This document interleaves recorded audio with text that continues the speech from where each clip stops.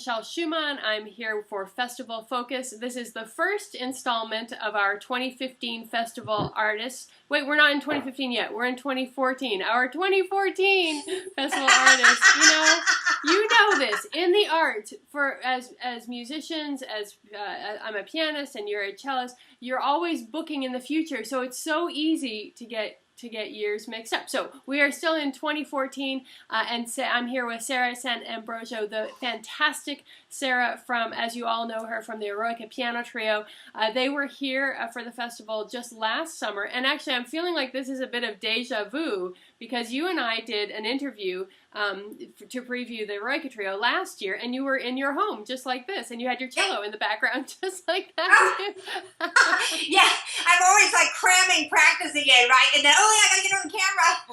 Well, I wanted to start out the interview talking a little bit about that, because of course you play with the Eroica piano trio, but what other people may not realize is that you do many other projects. You play solo cello concerts. You also play with orchestras around the world, and you have lots of things going on. And when you come to play with us during the festival, you and I are going to be doing a duo recital. So how do you manage this? You tour the world. You're a mom and you're a wife, and how do you manage your hectic schedule with and also fit in practicing? And also, as you can all see, Sara is such a lovely, gorgeous woman, and she stays super fit.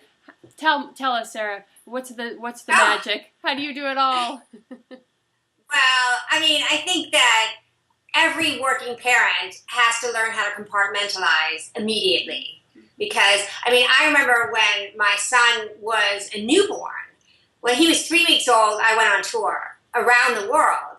And so I would keep him in the dressing room, and literally, 3 minutes before I walked out on stage, I was breastfeeding. And then I'd put him down in the crib in my dressing room and go, boom. And then I'd have to just forget he existed. And because of the kind of mind discipline that we have as performers, it wasn't actually hard. People said to me, it must have been so hard to go back to work so quickly after you had a baby. And I was like, are you kidding? I feel so lucky because I got to do everything that I love all at the same time.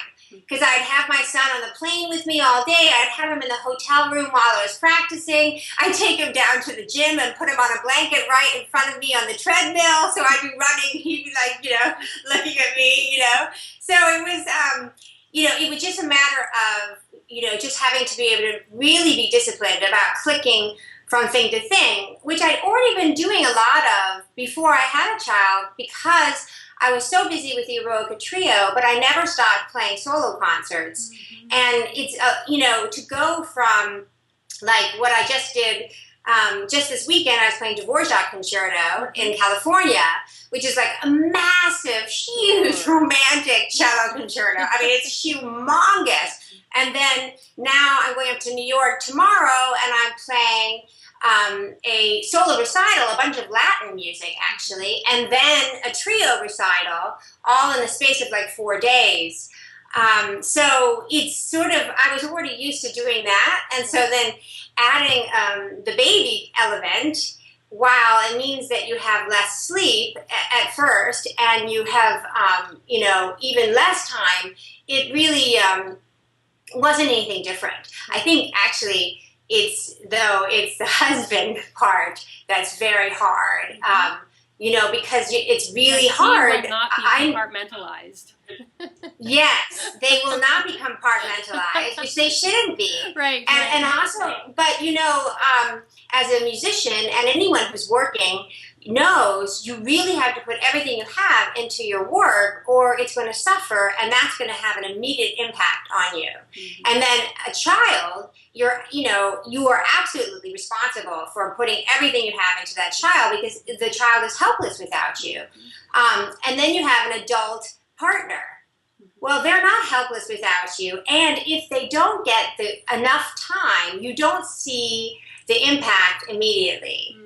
And so I think that that's really the hardest thing, is to always try to juggle so that really that the husband doesn't feel like he's last on the list all the time. That's really, really tricky. Yeah. So, and I find I am always asking any working mom who seems to be getting it right, I'm always asking them for tips, like how they do it and how they keep that part feeling like that their partner feels that they are a priority. And I think that every single working parent, but particularly working mom, just because more of the childcare and everything rests on our shoulders, I think that's a dilemma for all of us. I find for me, like I do have to say that I feel that the emotion of guilt is absolutely useless. Yep. And it's destructive and it's overrated.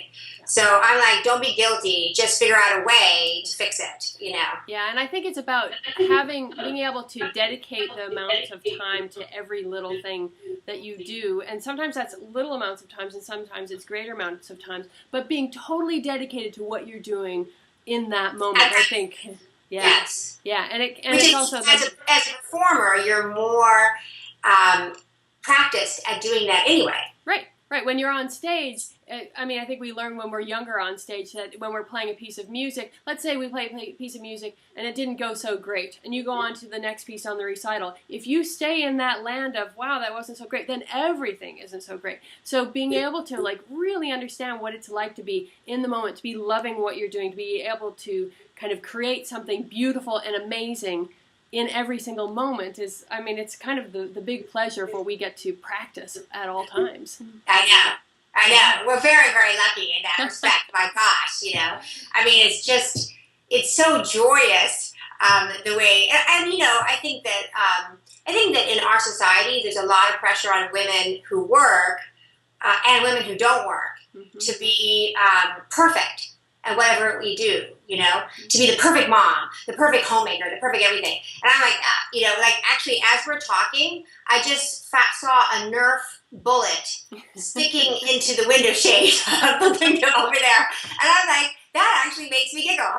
My house is not going to be in a perfect shape. And sometimes it looks like a disaster area. But I feel like that's the least, as long as it's not unhealthy, it's the least of you have to find your priorities, Well, and understanding that perfection is the sum of the parts of all the little imperfections that make up our lives and the people in our lives and the things that we do. And I think there can be a delight in that. Yeah. Well, when you think about art, the most beautiful is often the most flawed. And it's the flaws that draw you. And often when you look at pictures of beautiful women, like Julia Roberts, she's so beautiful and she's so full of energy. But if you take her features apart, they're quite unusual. Right. But that's what makes her beautiful. Yeah. Yeah. And I think that is also in music making. It's the very unique human element that is, with all its flaws, that makes it so heartbreaking and so moving to us. Yeah. Well, it's because it's what's unexpected. And that's what really, perks our ears up and makes us listen as audience members and the rest. Yeah. Well, I'm so excited about the program that you're bringing to Austin on July 20th. It is a great program, and when you were kind of describing it to me, it's got a little bit of everything, but mostly focused on music of the Americas. We've got some Latin America going on, and then, of course, we have North America. Do you want to talk a little bit about the music that we're doing? We can even start with some of the Latin American music. I'm really excited about this Casado Recriebos piece. Oh, I know. The Casado Recriebos is it's such a fantastic piece. So much fun for both players. It's so romantic in that really Spanish sort of dancing way. It was written by Casado for his teacher, Pablo Casals. And Casado was a really virtuosic cellist himself and went on to have a big career. But this piece it's really like a dance between the piano and the cello. And it really you really feel that you are completely rooted in this sort of Spanish idiom that is just so romantic and passionate and sexy, It's really fun. It's super, super fun. And it's incredibly free. So it's a real kind of, you have to really have some ESP going on between the piano and the cello to be able to have all that sort of sexy back and forth that makes it so much fun. Yeah. Well, and I'm just so looking forward to playing together with you. We had such fun. We played the All Chopin concert. Boy, it must be 5 years ago now, I'm thinking. And that was just so much fun. It was just It really was. Yeah. Boy, with those pieces too. Yeah, I just love them. Yeah. Exactly. You inspired me to record an All Chopin album. It was great. because of you. That's great. I know, because I had never thought about like the possibility of filling a whole program with Chopin until you suggested it. Yeah. It was brilliant. So much fun. Yes, we're doing that, and we're doing 2 tangos by Astor Piazzolla, the Piazzolla King. They're both arrangements that I have done, and I've actually arranged them for piano and cello, but also for cello and orchestra. And so with the Lieder Tango, which is a very, very, freedom tango, it's really like the urban hustle and bustle. It's really peppy and driving. I started actually with a cadenza before the piano comes in, and that is really, it feels like that Moorish kind of sort of almost Middle Eastern vibe of some Spanish music, Latin music. It's very... I love it. I just find it like it's just really gorgeous. And then when we suddenly jump into the tango, it's just so driving. It's just unbelievable. Yeah, the Liber Tango is one of Astor Piazzolla's probably most famous tangos. But he himself, he was not crazy about about that piece. But doesn't that happen so often that composers don't see the popularity in their own works so often? It's true. I know it's true. It's interesting about that, or vice versa. They just fall in love with a piece of theirs which the audience, for whatever reason, never identified with. Right. Yeah. Because it's so personal. Yeah, of course. For me, I think Oblivion is probably for me his most evocative and beautiful composition. It just says it all in just like 3 minutes and 35 seconds. It's so beautiful. I know it like haunts my dreams. Like I'll have the most fantastic dreams with that going as the soundtrack, It's just wild how Sarah, this is an all ages show, so don't get too carried away there. But I'm actually in June I'm trying to shoot a music video for Oblivion with a horse. And just a dance actually between the horse and me. And I'm really excited about it. I'm looking still, though, I really want either a pure white horse or a pure black horse. And so I'm looking for the most beautiful horse that also has a nice temperament that we get along so we can do some fun stuff together. Cool. But I'm excited about that. Fun. Yeah. How neat. I can't wait to hear that. I think it's neat, because you see so many of the tangos of Piazzolla set to dance. Yes, of course. And they are dance. Yeah. But there's something about this Oblivion that is so intimate, that something about it just reminded me of the feeling I had when I was younger and was riding really seriously. And I would have this incredible, emotional relationship with my horse. And I just thought there's something so beautiful about a really beautiful horse moving easily and with someone who's easily moving with them too. I just thought that would be really neat and different. Wow, that sounds amazing. So what's your timeline for this? When do you expect this to be recorded or this to be videoed and to come out? I'm looking at the fall. Yeah. Yes.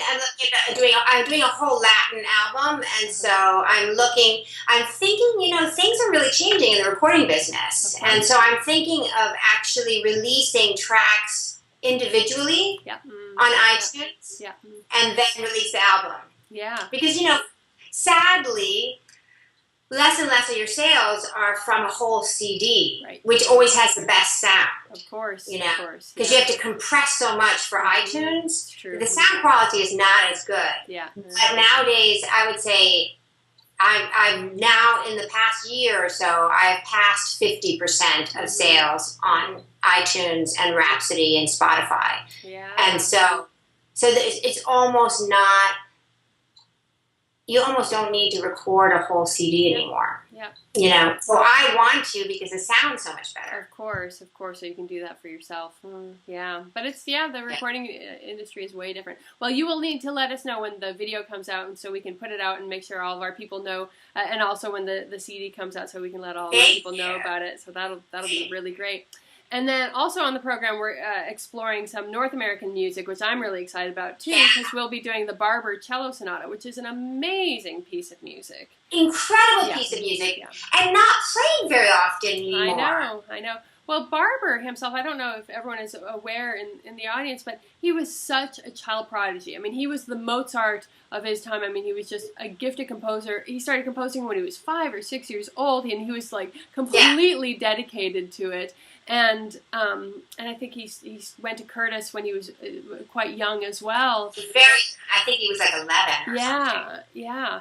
And this work is great because it's an early work of his. And when you say, you know, usually an early work for a composer, it's like, oh, they're 18, 19. I mean, I think he was even younger than that. But it's really quite romantic and just explores so many ideas with the cello and piano.